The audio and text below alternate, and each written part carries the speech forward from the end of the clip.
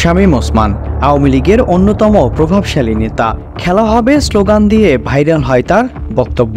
এ নিয়ে শুরু হয় নানান আলোচনা সমালোচনা, এমনকি শামীম ওসমানের এই ভাইরাল ডায়লগ সবার মুখোমুখিও ছড়িয়ে পড়ে।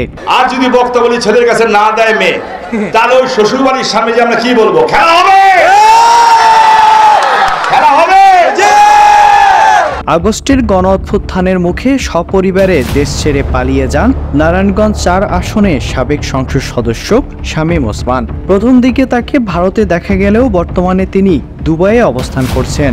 এর আগে তিনি দেশে না বিদেশে এ নিয়ে যখন ব্যাপক জল্পনা কল্পনা চলছিল, তখন ৫ সেপ্টেম্বর তাকে দিল্লির নিজামুদ্দিন আউলিয়ার মাজারে দেখা যায়। আমি নিজেকে রক্তাক্ত করে আপনাদের খুশি করতে চেয়েছি, কারণ আপনারা কালকের থেকে দৌড়াচ্ছেন, নারায়ণগঞ্জে একটা ফুটেজ খুঁজছেন। তবে কি করে শামীম ওসমান পরিবার দেশ ছেড়ে ভারতে গেছেন সে বিষয়ে এখনো কোনো তথ্য পাওয়া যায়নি। এক প্রকার এই রহস্য অমীমাংসিতই থেকে যাচ্ছে। নারায়ণগঞ্জের সাধারণ জনতার মধ্যেও এই নিয়ে ক্ষোভ বিরাজ করছে, কারণ গণ অভ্যুত্থানের সময় সপরিবারের অধিকাংশ সদস্যই নির্বিঘ্নে ইমিগ্রেশন পার হয়ে বিদেশে চলে গেছেন, কিন্তু তাদের ধরতে পারেনি আইনশৃঙ্খলা রক্ষাকারী বাহিনী, যা নিয়ে এখন সবার মাঝে চলছে নানান সমালোচনা।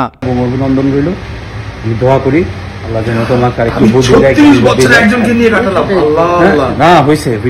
সম্প্রতি প্রকাশিত কিছু ছবি ও ভিডিওতে দেখা গেছে শামীম ওসমান অবস্থান করছেন দুবাইয়ে। এর আগে শামীম ওসমান ও তার পরিবারের সদস্যদের ভারতে দেখা গিয়েছিল।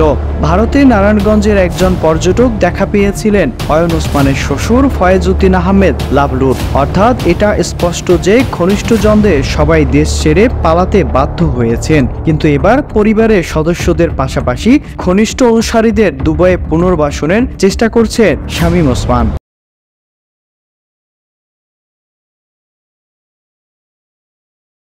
এক সূত্রে জানা গেছে, দুবাইয়ের ব্যবসা ও চাকরির ব্যবস্থা করে দেবেন মর্মে পরিবারের সদস্যদের পাশাপাশি ঘনিষ্ঠ অনুসারীদের সেখানে নিয়ে যাচ্ছেন আওয়ামী লীগের এই প্রভাবশালী নেতা।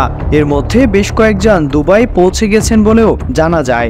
বাকিদেরও সেখানে পাঠানোর জন্য চলছে নানা তোড়জোড়। তবে দুবাইয়ের বর্তমান ভিসা কড়াকড়ির মধ্যেও কিভাবে তার ব্যবস্থা হচ্ছে সে বিষয়টি এখনো অনিশ্চিত। মানুষের ঘরে খাবার পৌঁছায় দেওয়ার জন্য শেখ হাসিনা বাংলার প্রধানমন্ত্রী হয়েছে। অন্যায় করবেন আপনি আর গালি খাবে আমার নেত্রী, তা হবে না নারায়ণগঞ্জে। আমি আপনাদের কাছে পরিষ্কারভাবে বলতে চাই, কে কিভাবে দেখবেন আমি জানি না, আমরা নারায়ণগঞ্জের সন্তান। Miran Ahmed, SA TV digital. এই নারায়ণগঞ্জের কবরস্থানে হয়তো বাপ মার কবরে